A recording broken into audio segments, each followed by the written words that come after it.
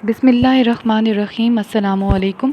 आज हम लोग कर रहे हैं जनरेशन ऑफ कंप्यूटर्स और इसके अंदर टोटल ये तो सबको पता ही है टोटल कितनी जनरेशन्स हैं कंप्यूटर की। तो हम लोग थोड़ा सा उस पर अब फर्दर डिटेल में डिस्कस कर लेते हैं। जनरेशन्स ऑफ कंप्यूटर, ठीक है। टोटल हमारे पास जो है वो है 5 जनरेशन्स। अब हम लोग तरतीब से चलेंगे ताकि आप लोगों को साथ साथ चीज़ याद भी होती जाए। First generation, second generation, third, fourth and fifth. नाम तो मुश्किल नहीं है इनके याद करने के लिए।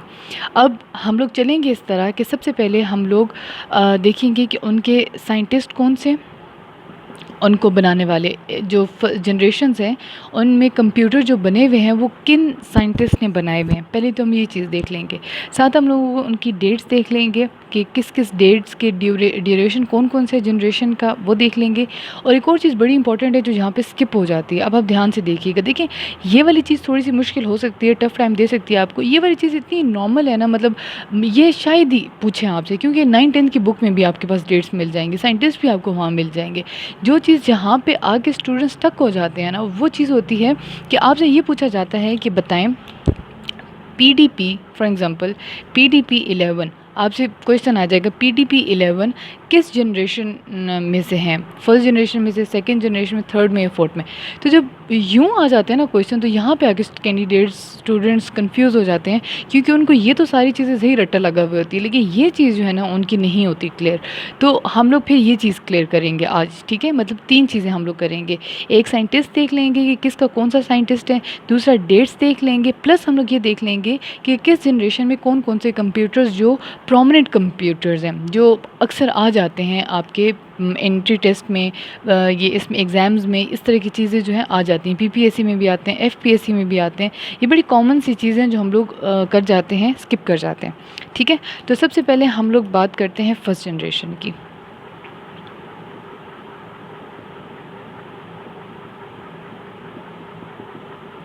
ओके जी, फर्स्ट जनरेशन की जो ड्यूरेशन है वो अपने पास नोट डाउन कर लें, दैट इज़ 1946 टू 1959, ठीक है। 1946 टू 1959। जिसने फर्स्ट जनरेशन को बनाया था या फर्स्ट जनरेशन का आइडिया दिया था, फर्स्ट जनरेशन में कंप्यूटर्स बनाए थे, वो चीज़ हम लोग देख लेते हैं। अच्छा, ये भी चीज़ बड़ी फैक्चुअल सी है, जो चीज़ें हैं कि फर्स्ट जनरेशन में क्या चीज़ यूज़ हुई थी। वैक्यूम ट्यूब्स यूज़ हुए थे। नहीं आते इस तरह के क्वेश्चन कि कौन सी चीज़ यूज़ हुई थी, ये बड़ी अफेक्ट सी बात है। 9-10 की बुक में आप लोगों को चीज़ें मिल जाएंगी। FPSC में ऐसे क्वेश्चन नहीं आते, PPSC में आप एक्सपेक्ट कर सकते हैं ऐसे क्वेश्चन। अच्छा जी, वैक्यूम ट्यूब्स यूज़ होती हैं, ये वाला इसके वो हो गया। बनाने वाले कौन है, साइंटिस्ट, इसके देख लेते हैं। साइंटिस्ट हैं JP। नामों में अक्सर लोग पूछ रहे होते हैं कि हम लोग नाम कैसे याद करें। देखिए पूरे नाम याद करने की ज़रूरत नहीं है इसके अंदर, ठीक है। ये जिस तरह है ना, स्कर्ट याद कर लें, JP याद करने की ज़रूरत नहीं। कोई एक ऐसे निशानी लगा लें अपने पास, आपको पता चल जाए कि इसके अंदर क्या चीज़ हम लोगों ने, मतलब कौन सा साइंटिस्ट था। जिस तरीके से भी आपको आसानी होती है। JW मॉची, ठीक है, JW मॉची नाम है इनका। ओके जी, अब आ जाती है आखिरी चीज़, जो इम्पॉर्टेंट चीज़ है जिसको हम लोग निगलेक्ट कर देते हैं। सबसे पहले जो कंप्यूटर बना था फर्स्ट जनरेशन में, वो सबसे प्रोमिनेंट जो है वो वही है, ENIAC। लेकिन बाकी भी हैं, उनको भी हम देख लेते हैं कौन कौन से हैं। ENIAC के अलावा EDVAC,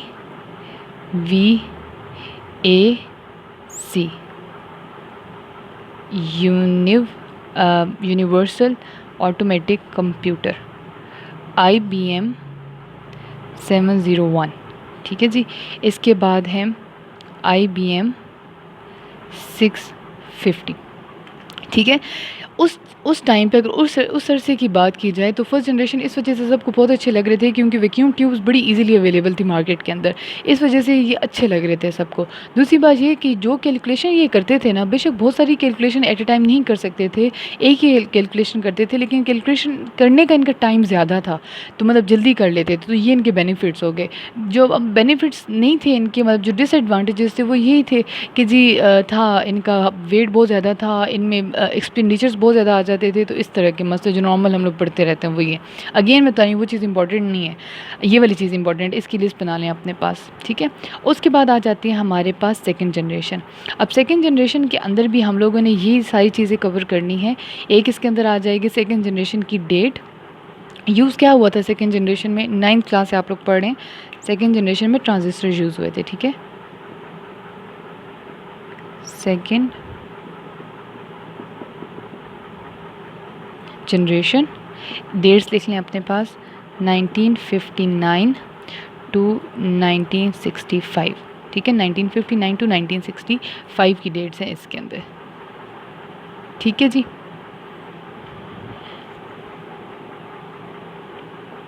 एक सेकेंड, ओके, ये आ गए हमारे पास डेट्स। अब क्या चीज़ यूज़ हुई थी, ट्रांजिस्टर यूज़ हुए थे, डन हो गई बात। उसके बाद अब हम बात कर लेते हैं कि इसके अंदर कौन कौन सी टाइप्स आ जाती हैं, ठीक है। इसके अच्छा इसका नाम मोस्टली नहीं गिवन कि इसको किसने किया था, तो इसके हम लोग नाम लिख लेते हैं कि इसके अंदर आते कौन कौन से हैं। हनीवेल 400 इम्पॉर्टेंट है, इसको सही से कर लीजिएगा। IBM 7094, ठीक है। CDC 1604,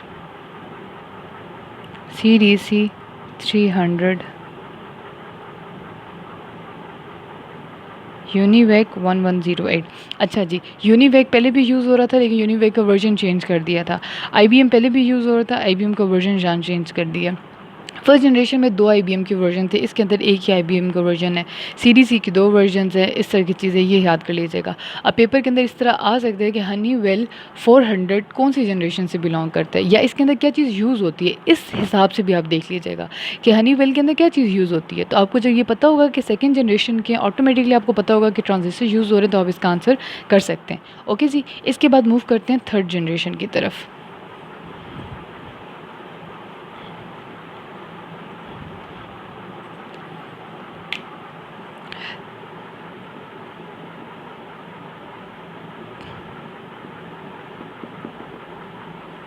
थर्ड जनरेशन का टाइम आ जाता है 1965 टू 1971। इसके अंदर क्या चीज़ यूज़ हुई थी, अगेन आम सी बात है,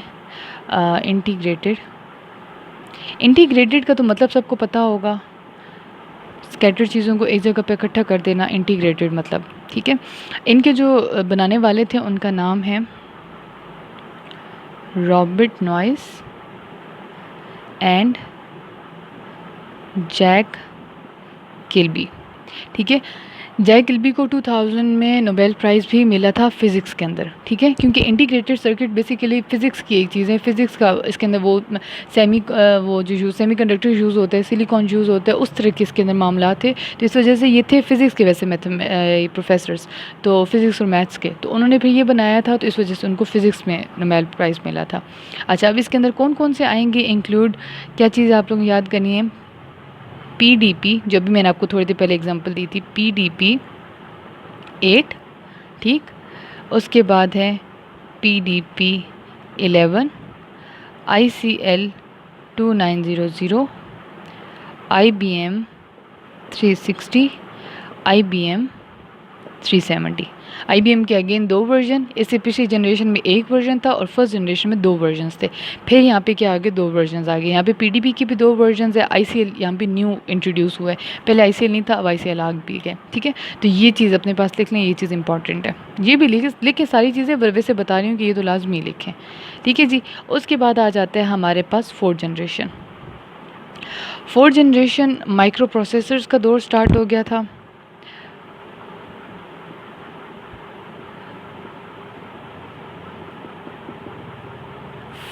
फोर्थ जनरेशन, ठीक है। फोर्थ जनरेशन अगर हम लोग करें, इसकी डेट्स देखें तो ये डेट्स आती हैं 1971 टू 1980, सिर्फ 9 साल का अरसा था इसका, ठीक है, सिर्फ 9 साल के अरसे में ये हुआ था। अच्छा जी, अब अगर बात करें कि इसके अंदर क्या चीज़ यूज़ होती है, माइक्रो प्रोसेसर यूज़ होते हैं। माइक्रो प्रोसेसर इंटीग्रेटेड सर्किट से ही मिलके बने हुए होते हैं, ठीक है। ये अभी बिल्कुल आगे मैं डिस्कस कर लेती हूँ कि क्या डिफरेंस होता है, कि किस तरीके से यूज़ हुए, क्या डिफरेंस है इन दोनों के अंदर, क्यों जनरेशन के अंदर हम लोगों ने इनका डिफरेंस बना दिया, ठीक है। अब जो माइक्रो प्रोसेसर यूज़ होते इसकी वजह से fourth generation logical arithmetic operations करने की कैपेबल हो गई थी। GUI इंटरफेस भी आ गया था। ये चीज़ अपने पास देख लें जो मैं बोल रही हूँ। एक अर्थमेटिक लॉजिकल ऑपरेशन आया था, इसके अंदर GUI आ गया था और इसके अंदर यूज़ होते थे हमारे पास माइक्रो प्रोसेसर। ठीक है, अभी इसके हम लोग वो चीज़ लिख लेते हैं कि क्या करना है। इसके आगे से कौन से कंप्यूटर्स कौन से थे? PUP 11, IBM 4341, DC10 star 1000। ठीक है जी, ये आ गया हमारे पास फोर्थ जनरेशन। डन। अगली आ जाती है हमारे पास फिफ्थ जनरेशन। फिफ्थ जनरेशन अभी तक चल रही है हमारे पास।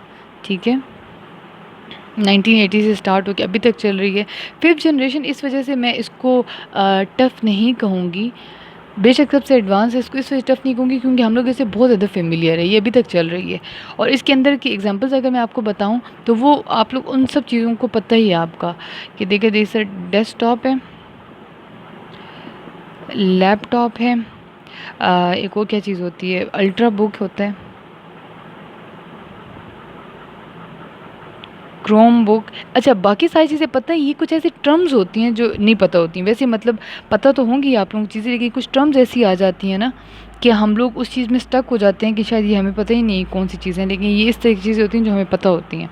ठीक है जी, इस तरह की चीज़ें आ जाएंगी इसके अंदर। मोबाइल फ़ोन्स भी बेशक आ जाएँ, ये सारी जो नॉर्मल होती हैं। तो ये हो गई हमारे पास जनरेशन कंप्लीट। अब हम मूव करते हैं, जो मैं आपको बता रही थी ना फोर्थ एंड फिफ्थ जनरेशन का डिफरेंस क्या है और वो चीज़ें वो हम लोग कर लेते हैं। SI means very large scale integration. ठीक है, very large scale integration. Integration का अगर मतलब आपको नहीं पता तो इंटीग्रेट का मतलब ये होता है कि जब हम लोग बहुत स्कैटर्ड चीज़ों को, जो चीज़ें बिखरी हुई होती हैं, अगर उठा के एक जगह पर रखते हैं तो इट मीन्स कि हम लोगों ने उसको क्या कर दिए, इंटीग्रेट कर दिया। जिस तरह इंटीग्रेटेड सर्किट्स का ऊपर लिखा हुआ है, ICs बोलते हैं इनको, जिस तरह ICs हैं उसी तरह इंटीग्रेटेड का भी मतलब इसी तरह ले लें कि जब बहुत सारी चीज़ों को जो बहुत फैली हुई उनको इकट्ठे करेंगे तो इट मीन्स हम लोगों ने क्या कर दी, उसकी इंटीग्रेशन कर दी। अब VLSI आपको मैंने बताया वेरी लार्ज। अब UL का भी सुन लें, ultra large scale integration. Very large scale integration and ultra large scale integration. अब देखें जल्दी से समझें इनका फ़र्क क्या है। जो VLSI है ना, इसके अंदर टोटल कितने इंटीग्रेटेड सर्किट्स यूज़ होते हैं? 20,000। मैं इधर लिख रही हूँ, इधर मैं लिख रही हूँ, देख लीजिएगा। इसके अंदर जितने यूज़ होते हैं वो होते हैं 20,000 to 10 लाख। ठीक है, इसके अंदर इतने ICs यूज़ होते हैं। और ULSI के अंदर कितने होते हैं? More than 1 million. ठीक है, more than 1 million ICs use होते हैं, इंटीग्रेटेड सर्किट्स यूज़ होते हैं। ठीक है, तो बस ये आपको पता होना चाहिए कि किस तरीके से कितने यूज़ होते हैं। इसके अंदर ये क्या होते हैं, मतलब इंटीग्रेटेड सर्किट्स होते क्या हैं? ये छोटे छोटे सिलिकॉन चिप्स होती हैं जिनके ऊपर डिफरेंट ट्रांजिस्टर्स को एम्बेड कर दिया जाता है। ठीक है, ये ट्रांजिस्टर इंटीग्रेटेड सर्किट के ऊपर क्या होते हैं, एम्बेड कर देते हैं। इंटीग्रेटेड सर्किट बेसिकली हैं क्या, ट्रांजिस्टर्स को ही एम्बेड किया हुआ है। तो इसका मतलब यही है कि जब हम लोग इंटीग्रेटेड सर्किट यूज़ करते हैं तो उसके ऊपर क्या एम्बेड हुआ हुआ होता है, हमारे पास ट्रांजिस्टर एम्बेड हुआ हुआ होता है। तो अगर आपसे कोई ये पूछे कि बताएं जो फिफ्थ जनरेशन है ULSI में, इसमें कौन से कंप्यूटर्स इन्वॉल्व होते हैं, या आप ये बताएं आपके पास क्वेश्चन आए MCQs कि पेंटियम सीरीज़ जो हैं वो कौन सी जनरेशन में, तो पेंटियम सीरीज़ ULSI में है। ठीक है, पेंटियम सीरीज़ ULSI में है, उसके अंदर अल्ट्रा लार्ज स्केल इंटीग्रेशन हो रही है। तो इट मीन्स कि वो किस जनरेशन में आएगी, फिफ्थ जनरेशन में आएगी। इसके अलावा एक और यहाँ पे मैं लिख रही हूँ, ये इंपॉर्टेंट पॉइंट्स हैं जो पेपर में आते हैं। इंटेल 486, इंटेल 486 प्लस एक होता है जो पेंटियम सीरीज़ है, पेंटियम सीरीज़। तो ये दोनों अगर आपसे पूछा जाए कि किसके अंदर इनके प्रोसेसर बिल्ड हुए हुए हैं, तो इनके प्रोसेसर्स ULSI में बिल्ड हुए हुए हैं। डन। और वैक्यूम ट्यूब्स की तरफ जाते हैं। अच्छा, पीछे की तरफ से जो मैंने स्टार्ट की होंगे, ज़्यादा क्वेश्चन इधर से आते हैं। अब वैक्यूम ट्यूब्स वाला वो अरसा भी पुराना, और दूसरा उसकी बातें भी बहुत ही पुरानी हो गई हैं। सबसे पहले जो वैक्यूम ट्यूब से हमारे पास बना था ना कंप्यूटर, उसका नाम क्या था? उसका नाम था उसका नाम किधर लिखूँ मैं? ओके, अब मैं इसमें से यहाँ से रब कर रही हूँ उसको। ओके, आप लिख लीजिएगा इसको कंप्लीट। फर्स्ट कंप्यूटर जो बना था वैक्यूम ट्यूब से, उसका नाम था ENIAC।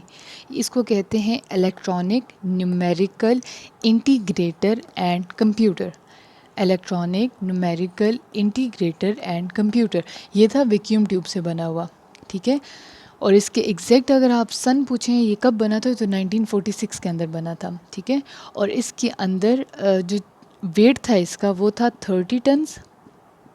ठीक।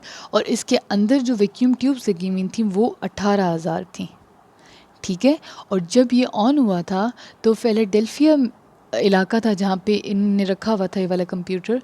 तो फिलाडेल्फिया का जो सिस्टम था ना, वो जो ये लाइटिंग इलेक्ट्रिसिटी होती है, वो डिम हो गई थी कुछ टाइम के लिए, क्योंकि ये इतना ज़्यादा हैवी वोल्टेज वाला था।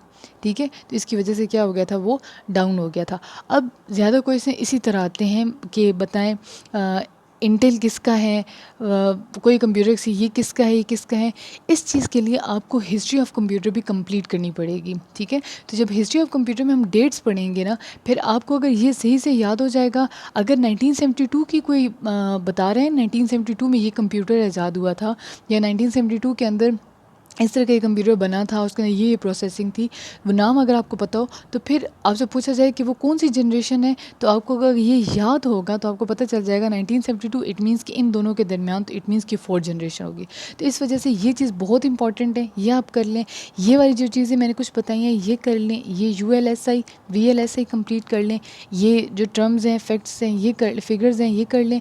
इसके बाद आपने हिस्ट्री ऑफ कंप्यूटर ठीक से करनी है, ताकि दोनों मिल के जब आप लोगों की तैयारी होगी तो फिर ज़्यादा अच्छी होगी। सिर्फ जनरेशन करेंगे, सिर्फ हिस्ट्री करेंगे, तो उसका कोई फ़ायदा नहीं होगा। ओके जी, अल्लाह हाफ़िज़।